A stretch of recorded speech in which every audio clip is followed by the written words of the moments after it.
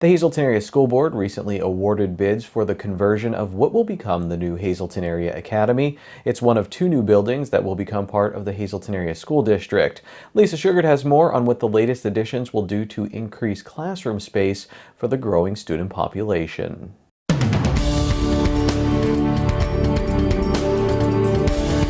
Enrollment continues to climb in the Hazleton Area School District, and that's why a building program is currently underway. I'm pleased to be joined by Dr. Brian Uplinger, who is the Superintendent of Schools for the Hazleton Area School District.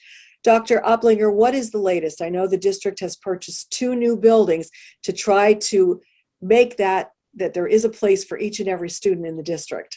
We did purchase the GANS building, and we also purchased web.com. What we're going to do with GANS, obviously we're going to change the name, and within that building, we will have our early intervention students, our pre-K students, technology department, and also our warehouse, along with our vital house that services our special needs students, our life skills students. They won't be there full time. The vital house students, they'll be there on occasion to go through some different routines and different programming that we have available for them. Our EI and pre-K students, on the other hand, will be there full time. That frees up some space within our early learning center here on the main campus. And that opens up 8 classrooms for us here at the early learning center. What we're going to put there, we're not 100% sure yet. Some things that we've been talking about, or maybe moving a boundary or two to fill those spaces with K-2 students. Maybe we could utilize that space for part of our special needs program that we're going to try to bring students back, our special education academy, bring those students back into the district.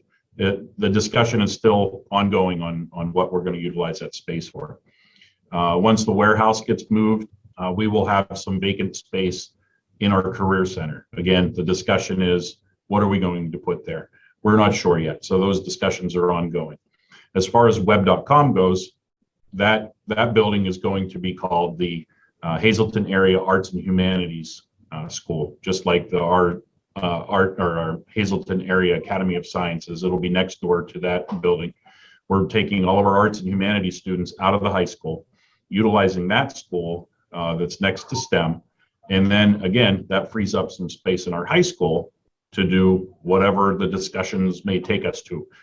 There's a lot on the table there and availability for us to utilize that space for a bunch of different things. One being, again, to maybe increase the number of students that are in that building right now once we take the arts and humanities out. So there's a lot on the table right now, a lot back and forth on what we're going to do with the added space. Even with these two projects that will be getting underway, will you still have an overcrowding issue, or will this solve it? We'll still be overcrowded. There's going to be a time and a place that we're going to have to look at the possibility of building another school or 2 schools, or adding on to some of our existing schools.